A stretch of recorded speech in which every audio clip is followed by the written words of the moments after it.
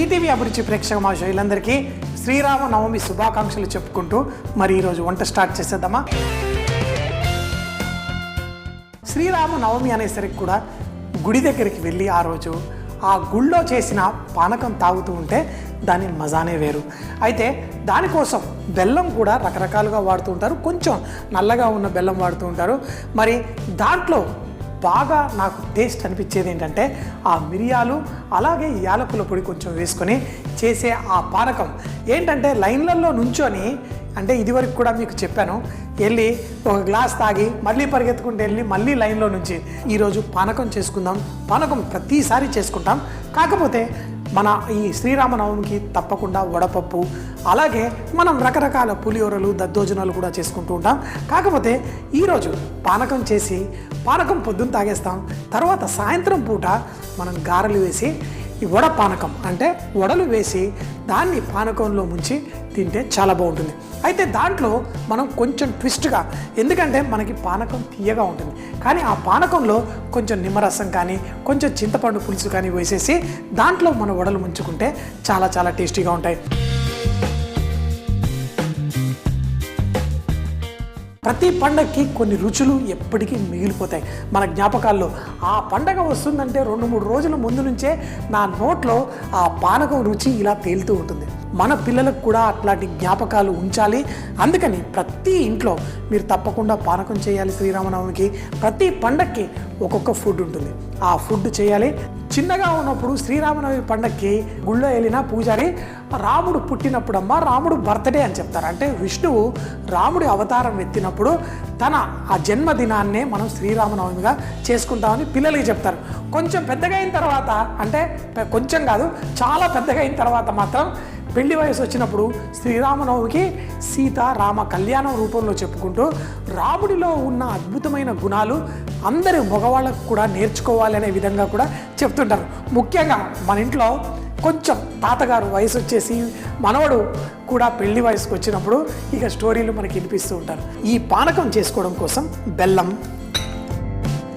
ఇంకొకటి ఏంటంటే శ్రీరామనవమి రోజు నాకు బాగా గుర్తుకొచ్చేది ఈ సొంటి పొడి. మా తాతగారు నేను చేసే ఏదో పని అంతా చూసేసి ఓ చెట్టుకు కట్టేసి వీడికి సొంటి పెట్టాలి, సొంటి పెడితే కళ్ళకు మంచిదంట, కానీ దాంట్లో ఉంటుంది మనకి దేవుడు కనిపించేస్తాడు.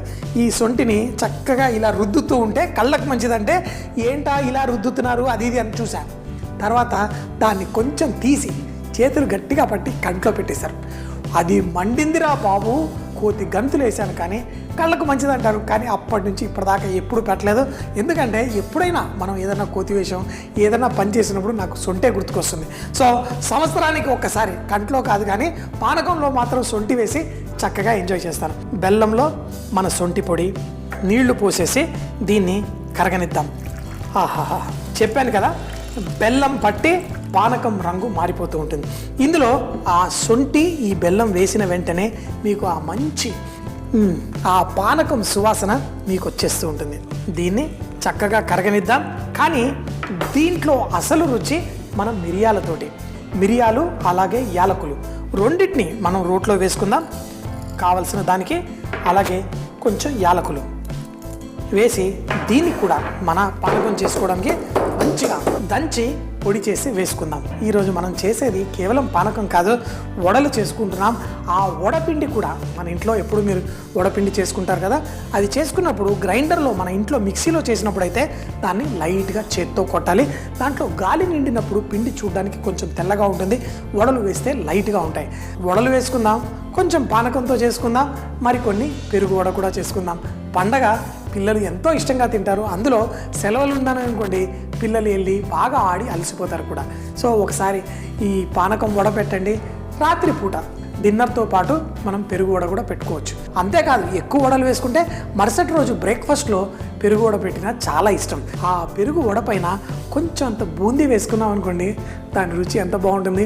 పండగది పండగ చేసుకుందాం, దాంతోపాటు ఏదైనా అద్భుతమైన వంట ఉంటే చక్కగా ఎంజాయ్ చేయాలి కదా. మరి బెల్లం ఇందులో కరిగిపోతుంది.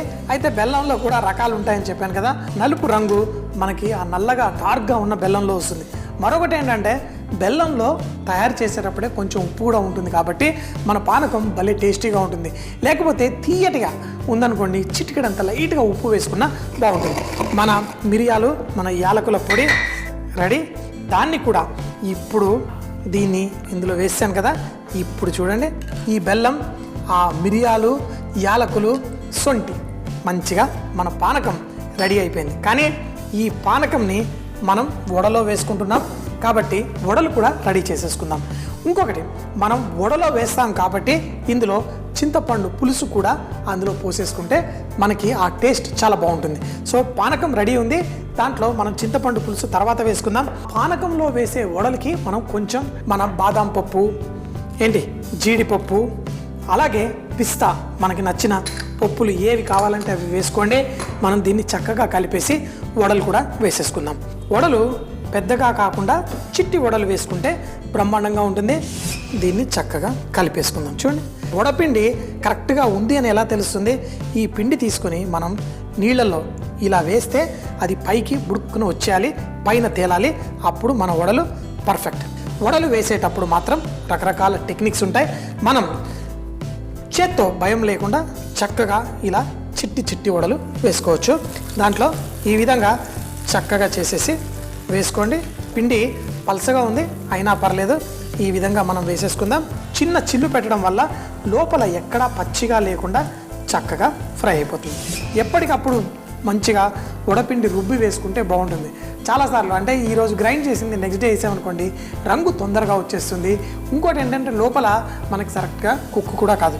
మనకి ఆ మంచి సువాసన, టేస్ట్ కరెక్ట్గా ఉండాలంటే, ఆ మంచి రంగు ఇలా అంత ఈవెన్గా పర్ఫెక్ట్గా మనకి రావాలి అంటే మాత్రం మీరు ఫ్రెష్గా చేసిన పిండిని మనం వడలు వేసుకుంటే బాగుంటుంది. పానకం రెడీ ఉంది, మన వడలు కూడా రెడీ అయిపోతున్నాయి. అయితే పానకంలో కొంతమంది నిమ్మరసం వేసుకుంటారు. ఆ రుచి కొంచెమంత పులుపుదనం తీయడం కోసం మీరు కూడా కావాలంటే వేసుకోవచ్చు. లేకపోతే పానకం అలా అయినా మన సొంటి, మిరియాలు దీంతోటే చాలా సూపర్గా ఉంటుంది. చూడండి, పానకం రెడీ. కానీ దీన్ని తర్వాత టేస్ట్ చేద్దాం.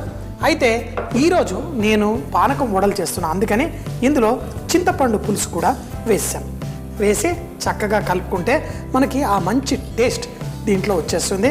Perfectly ready. మరి మన వడలు ఒక్కొక్క ప్రాంతంలో ఒక్కొక్క రకంగా చూస్తుంటారు. ఇటీవల నేను చెన్నై వెళ్ళినప్పుడు వాళ్ళు కట్టపుల్ల పెట్టి వాటిని తీస్తూ ఉన్నారు.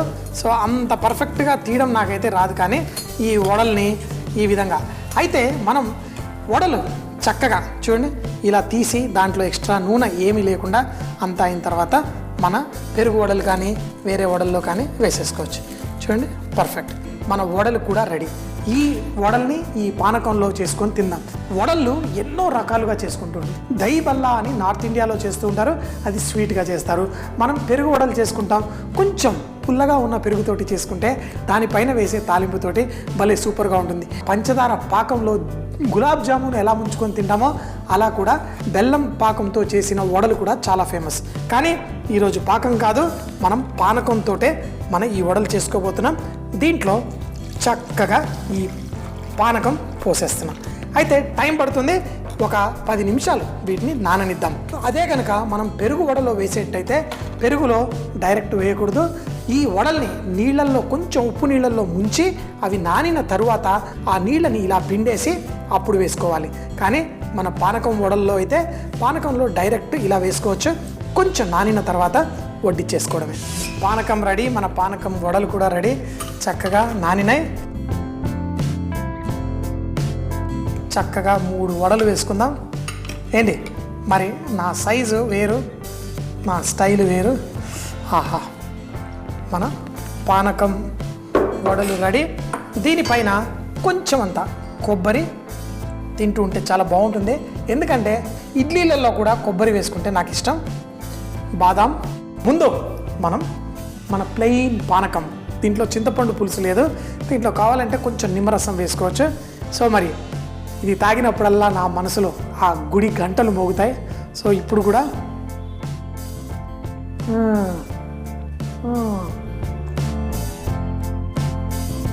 భలే అద్భుతం, నిజంగా నా మనసులో గంటలు మోగినట్టే. ఇప్పుడు మన ఈ పానకం అందులో చింతపండు పులుసు పోసిన తర్వాత బాగుంది. మన వడ చక్కగా ఫ్రెష్గా చేసి వేసుకోండి. కొంచెం నానిన తర్వాత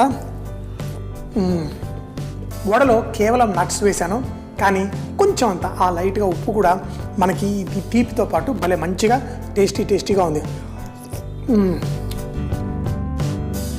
పండగల్లో ఉన్న మజా అదే.